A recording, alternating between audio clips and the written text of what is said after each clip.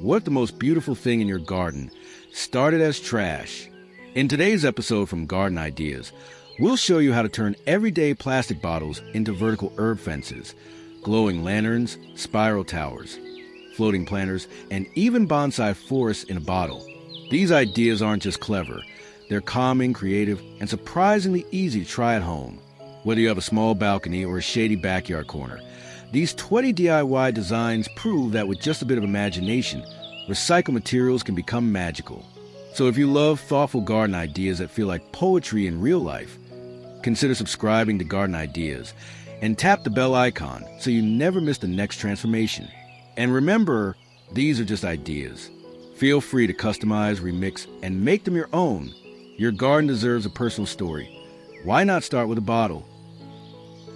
There's a quiet kind of joy in growing something where nothing grew before. Along the fence, where the wood had once grayed from years of weather, bottles now line up like miniature balconies for herbs.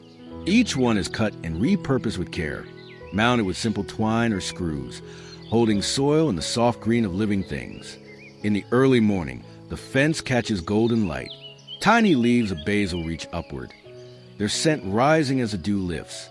Mint spills from a lower bottle, and dill sways gently in the breeze. These bottles aren't fancy. Some are cloudy from use. A few still show faint labels of soda, one sipped long ago. But now, they cradle life, fresh, edible, fragrant. This garden doesn't need much. Just light, a drill, and a few screws. The fence becomes your canvas, and each bottle a frame for a different green flavor. You water from the top row and let gravity do the rest. A little daily rhythm forms. Morning checks for dry soil, an occasional trim, a small harvest to flavor eggs or tea. It's the kind of project anyone can do, especially in tight spaces. No yard required. No perfect tools. Just a willingness to believe that even trash can be transformed. Guests will pause and ask where you bought the vertical planter. You'll smile and say, "I made it from bottles." And they'll look again, not at junk, but at ingenuity.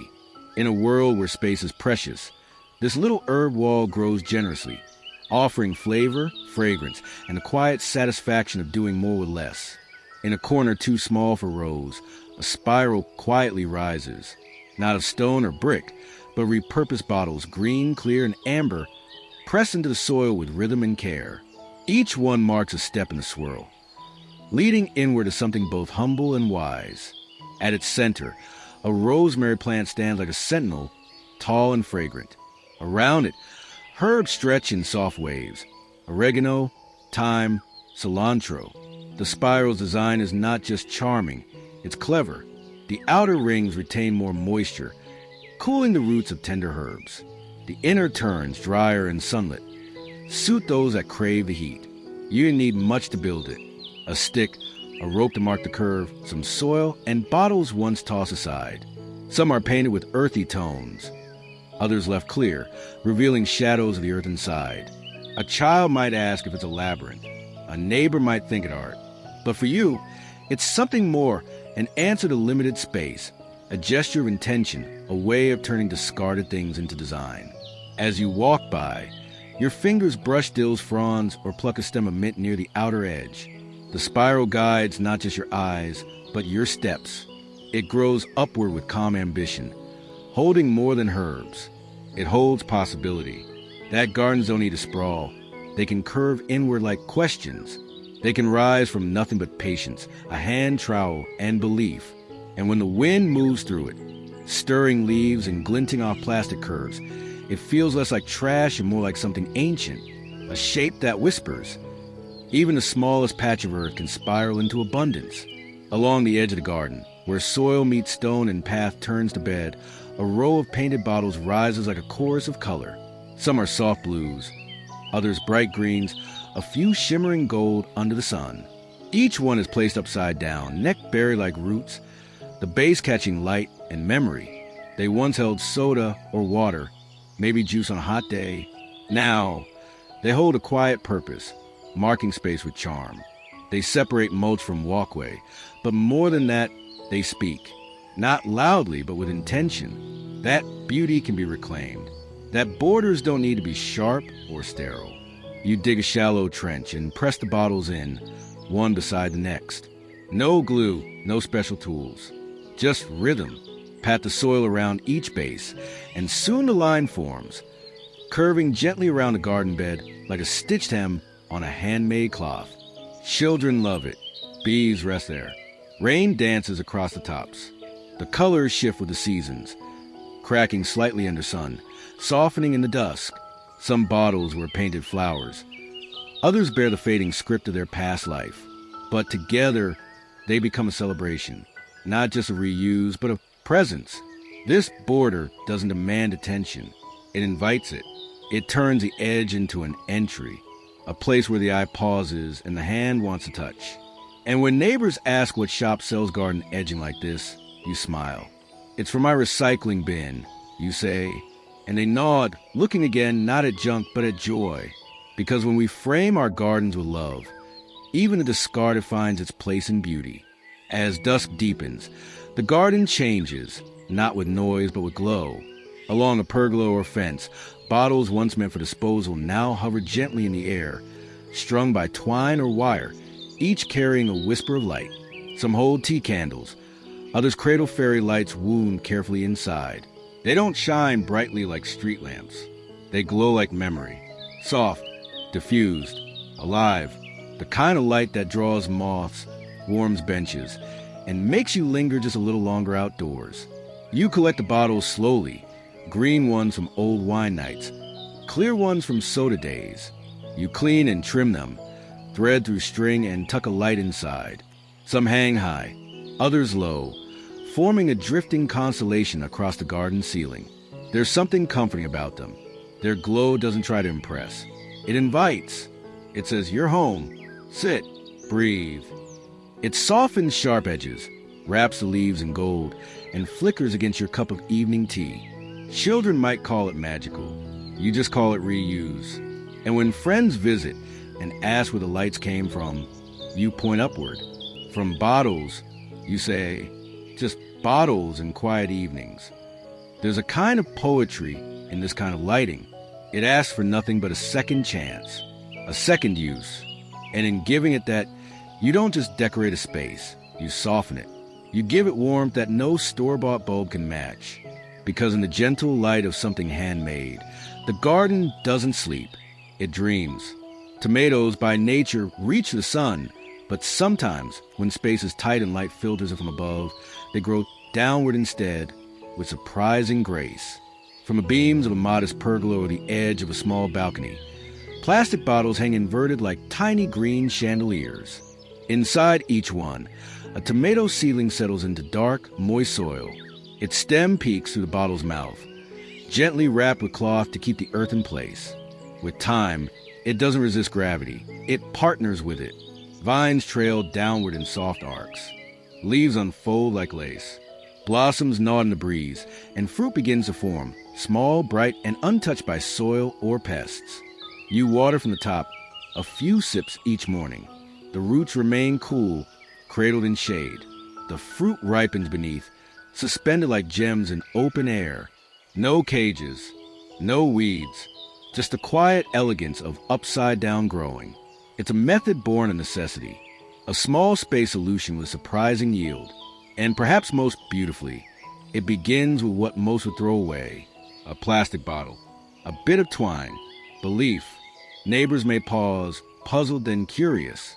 "Tomatoes," they'll ask. You'll nod and pluck a sun-warmed fruit from midair. Sweet, clean, bright. It's not just a garden. It's a reminder that we don't always have to follow the expected direction.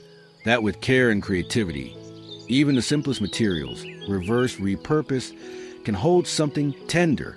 And in your quiet corner, as the vines sway and tomatoes swell, you'll know some things grow best when we let them hang free. There's a special kind of quiet that lives inside a bottle greenhouse, the kind that catches warmth and holds it like a secret. Along the walls, rows of plastic bottles, cut, cleaned, and threaded like beads, glow with filtered light. They aren't flawless. Some ripple, others cloud slightly, but together they form something astonishing. This wall doesn't just protect from wind, it softens it. It doesn't just trap sunlight, It bends it gently across the leaves. Inside, basil grows more fragrant. Tomato seedlings lean into the light, and parsley rises like a hopeful gesture. You built it with patience, not perfection.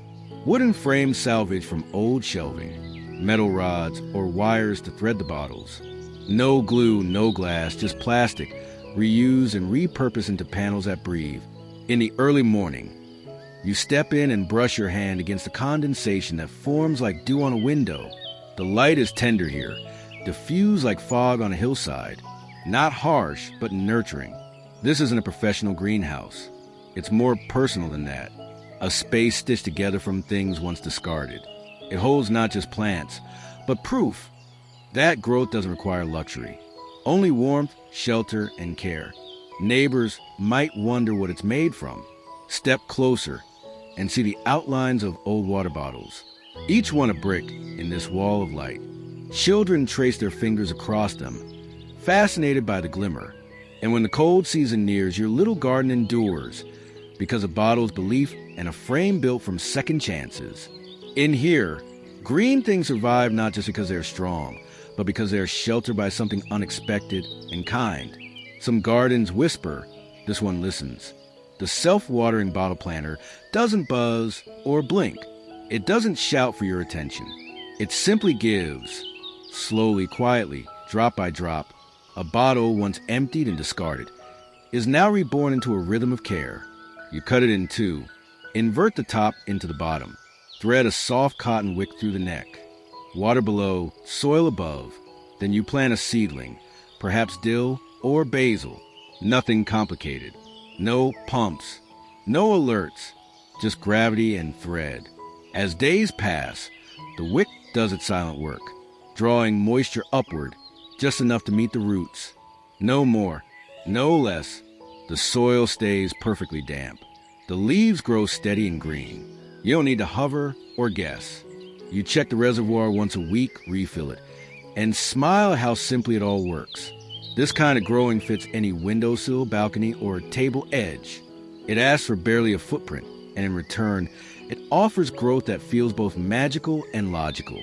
There's peace in the stillness of it.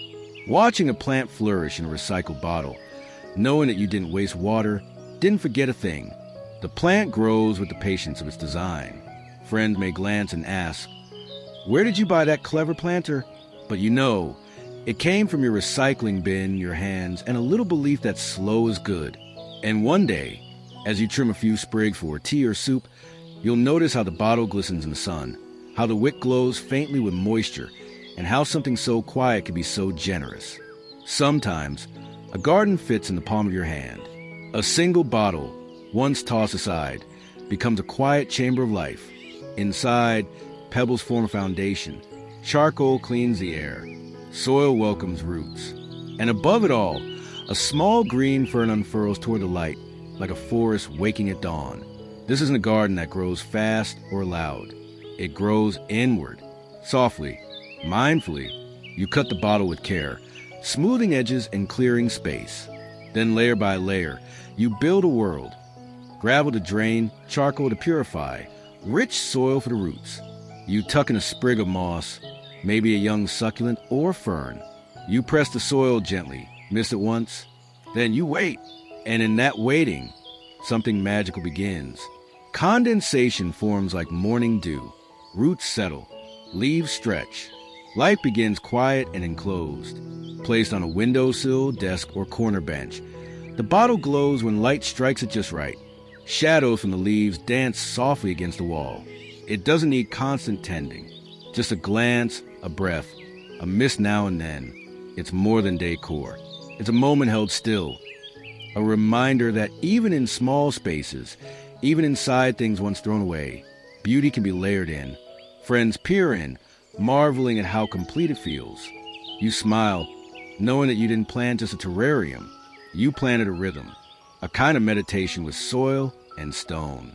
And in its stillness, it gives you something back, a space to pause, a quiet green breath in the middle of your day.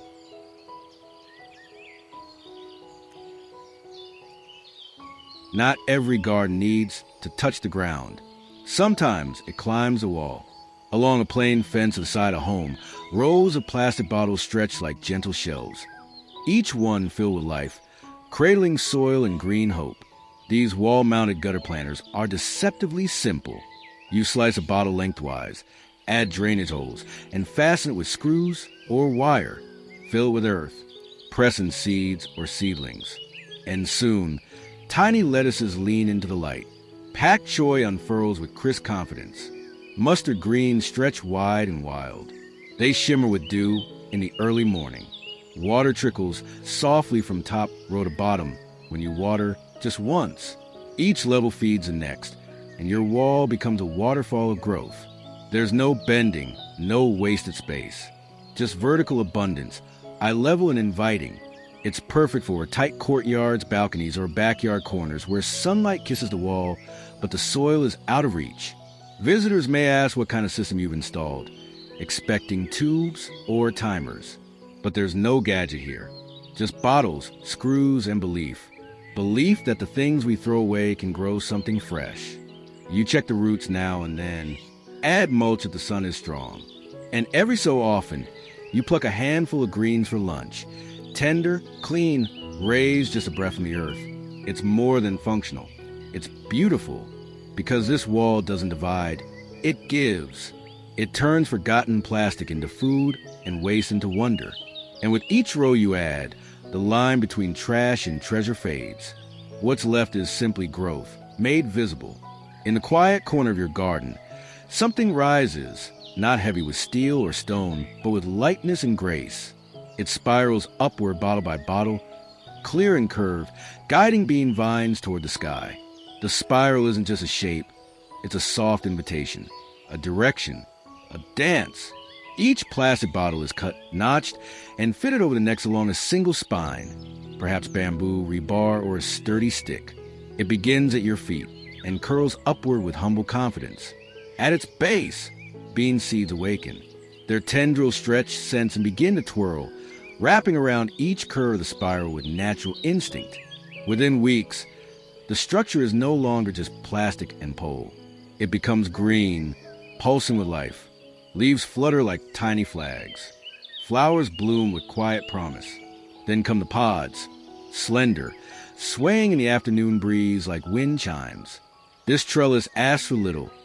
A bit of patience, a handful of discarded bottles, and belief in vertical beauty. It's perfect for small spaces, balconies, patios, tiny yards. No sprawling vines taking over your bed. Just a single structure that reaches up, not out. Passers-by will stop and ask, "What is that?" And you'll say, "A home for beans built from bottles." And they'll look again, not at waste, but at wonder, because this is more than support. It's a story, one to reuse, of upward hope, of gentle spirals climbing not just toward harvest, but toward possibility. Beneath the hush of a shaded wall, water hums softly. It moves in circles, patient, precise, alive. Along a horizontal rail, bottles sit in rhythm, clear and repurposed. Inside them, leafy greens float without soil. Their roots hang, pale and searching, cradling cool, moving water. This is hydroponics in its most humble form. No grow lights, no plastic trays from catalogs, just old bottles, a bit of tubing, and the quiet ambition to grow more with less. Each bottle is cut and fixed to a rail. The top is open like a cradle, where a neck cup holds the plant. The lower half becomes a reservoir, refreshed by a pump that cycles nutrients through like breath. Lettuce grows tender and bright. Basil waves as light catches its glossy green. Mint spills fragrant over the edge. You don't worry about overwatering or dry soil. The system feeds exactly what's needed, no more, no less. It's a garden that doesn't get dirty. One you can mount on a wall, on a balcony rail, or across old fence posts. No bending, no digging, just water and light. A small check each week, a refill, a soft marveling at how roots swirl like silk beneath the surface. People will ask how you grew so much in so little space, and you'll smile and point to bottles, to the simple rhythm they carry, to the clarity of growth you can watch day by day. Because this garden doesn't just thrive, it teaches that life can flourish in stillness, that even water, when given purpose, becomes a cradle for something green and good.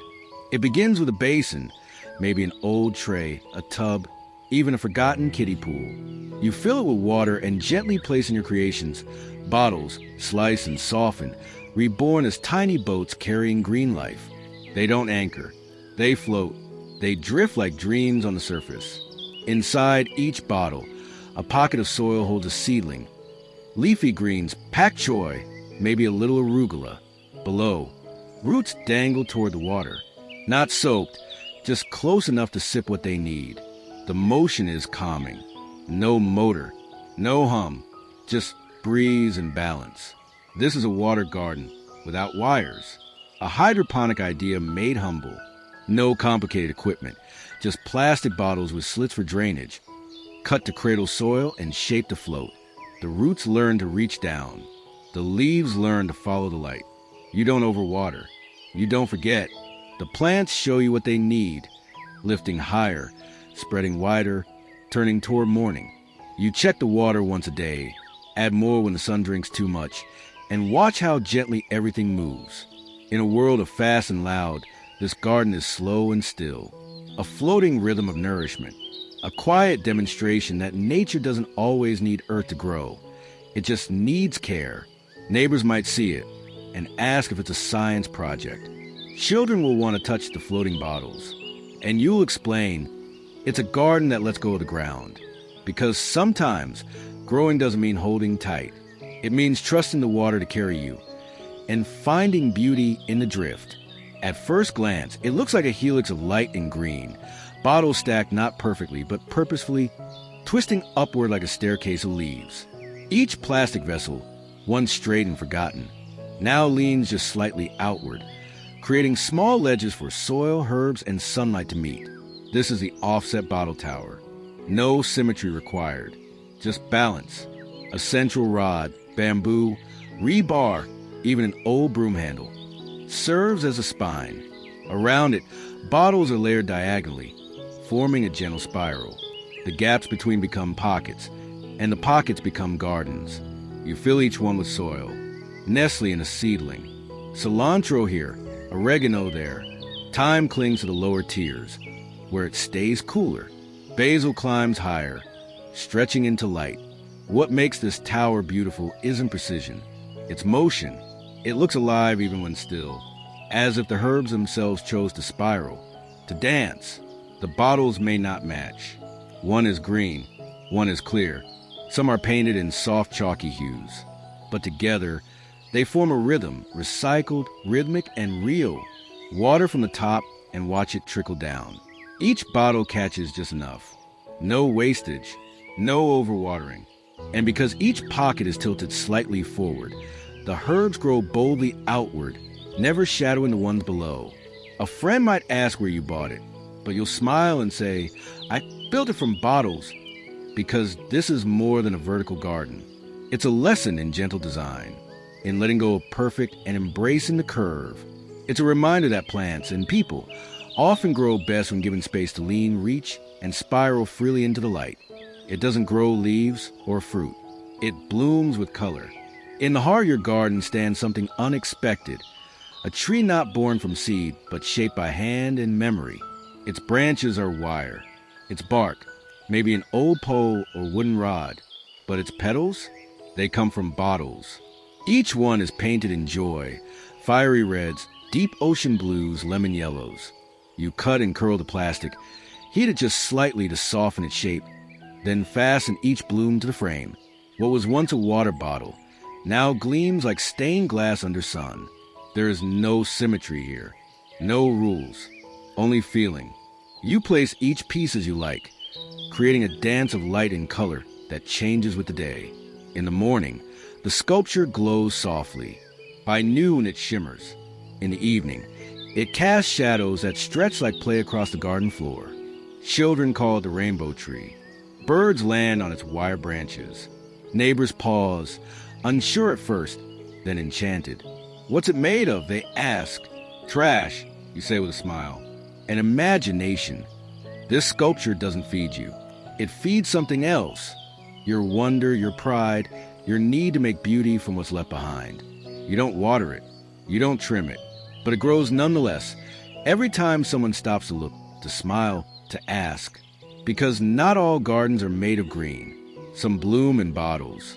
And in a world so often filled with waste, this one stands tall as a celebration of reuse, of art, of color that doesn't fade with time, but deepens, rooted not in earth, but in joy. It doesn't gurgle or rush. It doesn't dazzle like a fountain in a plaza. Instead, it drips softly, steadily like breath. At the edge of the herb bed or under a wild marigold, a plastic bottle hangs upside down, pierced with the tiniest of holes. Below it waits a shallow dish, a cluster of moss, or smooth stones. Drop by drop, water falls. And with it, life gathers. Butterflies sip. Bees linger. Even lizards pause for a taste. You sit nearby, a mug in your hand, and listen not to silence, but to the slow rhythm of something that asks nothing and gives everything. This fountain is made from what others discard. A bottle, a string, a pinprick opening. The design is so simple, it almost feels like it shouldn't work. But it does, beautifully. You fill it every few days. Adjust the cap for speed. Place it where the sun won't rush the evaporation. And then you wait. Soon, creatures come. Wings flutter like painted leaves. Antennae twitch. Drops glisten in the morning light like glass. And beneath it all, the soil softens, the air cools, and the space becomes something sacred. There's no noise, no power source, just water and patience. And somehow that's enough. People often overlook small things. A slow drip, a recycled bottle, a patch of moss. But in your garden, these details build magic, quiet, real, and kind. So when someone asks where you bought that pretty butterfly water feature, you simply say, "I didn't. I made it."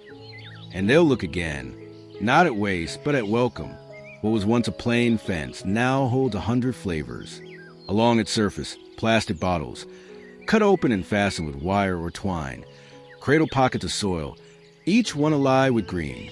This isn't a store-bought system. It's patchwork, personal, planted by hand and by hope.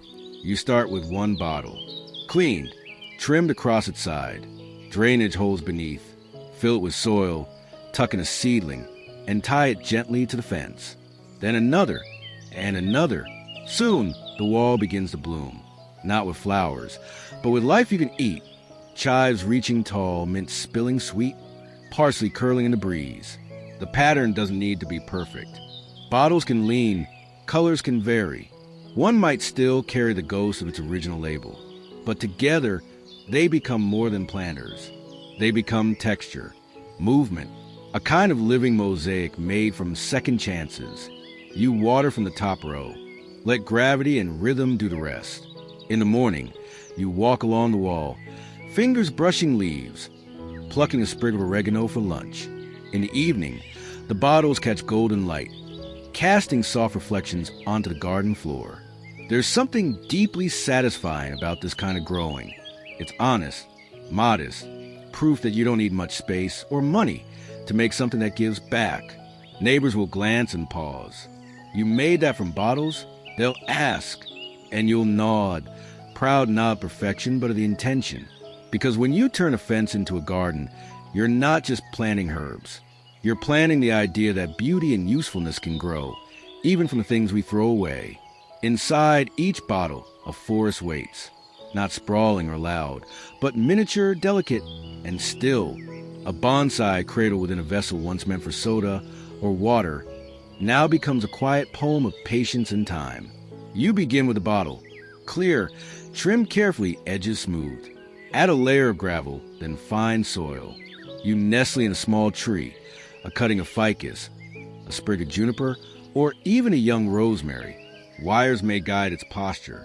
Pebbles anchor its base. Moss tucks in around its roots like a green hush. There's no rush here, no instant result. A bottle bonsai is a slow conversation between plant and grower. Each trim is gentle. Each new leaf, a whisper of progress. Placed along a window ledge or garden wall. These bottle trees capture light in a soft, rounded glow. Their shadows curve across shelves like brushstrokes. Their roots twist within clear walls, drawing strength from a handful of earth. Visitors will peer in, eyes wide, drawn by the quiet complexity. Is it real? They'll ask. You'll nod, and they'll bend closer, noses nearly to glass, watching a living tree no taller than a teacup. This isn't just gardening, it's reflection, an invitation to slow down, to tend something that cannot be rushed, that will not grow by force, but only by steady, thoughtful care. And in a world so hungry for fast results, this tiny forest inside a bottle reminds you, some beauty is slow. Some growth is invisible until one day it simply stuns you. All it takes is a bottle, a tree, and a willingness to wait. When the sun slips behind the trees and the air begins to hush, your garden doesn't go dark. It begins to glow. Along the fence, bottles perch like gentle sentinels, each one painted by hand. Each one softly lit from within or kissed with glow-in-the-dark paint that stores up sunlight like a secret. They don't flash. They don't flicker. They shimmer, faintly, calmly, like fairy lights in the distance or stars rising from the ground. You made them from what others would throw away. Water bottles, soda bottles, a brush, and a bit of phosphorescent paint. Dots, swirls, tiny spirals. Each bottle carries your touch, mounted on fence posts or slipped over garden stakes. They form a quiet path along the border. At twilight, children call them fairy lanterns. Neighbors lean over the gate to ask, how do they shine like that? And you smile, because it's not electricity. It's imagination. These bottles don't guide your steps. They guide your heart, back to simplicity, to soft evenings spent outside with no screens, just warm air and quiet light. They turn an ordinary fence into something almost magical. Even if you know every scratch, every twist of wire holding them in place. You don't need perfect tools or expensive lights. Just a bottle, some paint, and time. And the courage to believe that beauty doesn't always blaze. It can whisper. So when night comes and your garden glows not from gadgets, but from your own hands, you'll sit back and feel it. The joy of having lit something. Not just your fence, but corner of your life, above the hanging blooms, where sunlight warms the wood and wind hums softly. A bottle hangs, upside down, quiet and purposeful. It's not just decor. It's a water bearer, a simple dripper, made from what you had on hand. The bottle's cap is pierced with the smallest hole, just enough for a droplet to escape every few seconds. Suspended over a hanging basket, it releases life slowly. No hoses, no timers, just gravity and thoughtfulness. Each morning you refill it.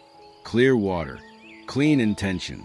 You watch as the soil below darkens, as the roots drink gently without rush or waste. Petunias bloom wide. Trailing ivy leans toward the light. The baskets stay moist even on hot afternoons, fed by patience, not pressure.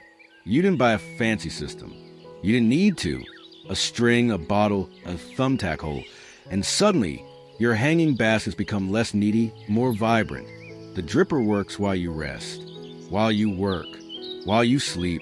It's so small, most wouldn't notice. But the plants do. Their leaves stay crisp, their blossoms bright. And you notice, too, how one less worry makes the garden feel lighter. Neighbors may ask how your basket stays so lush. You'll nod toward the bottle and smile. It's nothing fancy, you'll say, and that's the truth. Because sometimes the smartest ideas aren't loud. They're quiet, recycled, dripping slowly over time until one day you look up and your whole garden seems to breathe more easily. Sometimes a garden doesn't need more space. It just needs more color. Against an ordinary wall, bottles once bound for trash now rise in rows, painted bold and bright, forming a vertical rainbow that shifts with the light. Red blends orange, orange to gold, then into leafy green, sky blue, and the soft lilac of a bottle that once held lavender-scented soap. You didn't plan it perfectly. Some bottles are mismatched. Some still carry scratches from their past life. But together, they sing. You mounted them one by one. Some hung with twine, others screwed directly to slats. A few act as planters, filled with herbs or trailing ivy. Others are purely color, reflecting sun and casting a spectrum onto the path below. It's not just art, It's memory, painted in plastic. Children walk by and point. Neighbors slow down to ask. What is it? They say. And you answer, it's what happened when I stopped throwing things away. This wall isn't just decoration. It lifts the space. It frames your flowers, brings play into your day. You see it from the kitchen window. In the morning, it glows soft. In the afternoon, it beams. At sunset, it hums with gold. And maybe most importantly, it reminds you, not everything needs to be hidden or perfect. Some things, like old bottles, just need a little color, a little purpose, and the courage to take up space again.